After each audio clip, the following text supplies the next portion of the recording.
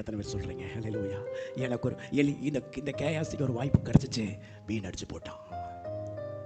கேயாசிக்கு ஒரு வாய்ப்பு கிடைச்சது, அவன் ஊழியத்தில் ஒரு அடையாளம் ஏற்படுகிறதற்குரிய வேதத்தில் அன்றைக்கு அவன் செத்தவன் உயிரோடு எழுப்பி இருப்பானால் இன்றைக்கு நாம் வாசித்திருப்போம், கேயாசி செத்தவனை உயிரோடு எழுப்பினான். உனக்கு ஒரு வாய்ப்பு கிடைச்சது, நீ கொண்டு போறது எலிசாவினுடைய கோல்.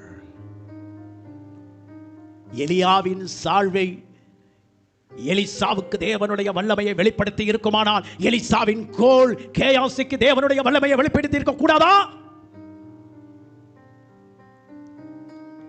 எலியாவின் மேல இருந்த சால்வை, எலியா அதுல என்ன பண்ணிருப்பார்? முகத்தை தொடச்சிருப்பார், தன்னுடைய சரீரத்தில் பல பகுதிகளை தொடச்சிருப்பார், கையை தொடச்சிருப்பார், கையை கழுவி தொடச்சிருப்பார், ஏதோ உனக்கு போர்த்தி கொள்றதுக்கு பயன்படுத்தி இருப்பார்.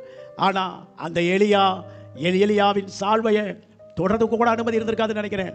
இப்போ அதை கொண்டு போகும்போது அவரால் கொண்டு போக முடியல, தூக்கி கொடுத்துட்டு போயிட்டாருப்பா, இதுதான் என்னால் கொடுக்க முடியும் இப்படி இந்த ரெண்டாக கிழிச்சு தூக்கி எரிஞ்சிட்டு போயிட்டார்.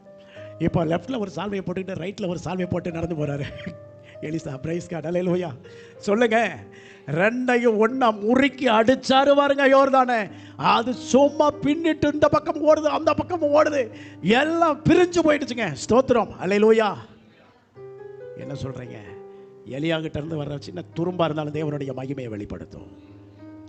பவுலுடைய கச்சை உருமால்களை கொண்டு போய் போட்ட பொழுது வியாதிஸ்தர்கள் எல்லாம் சுகமானார்கள். கரங்களை உயர்த்தி தேவனை மகிமைப்படுத்துவார்.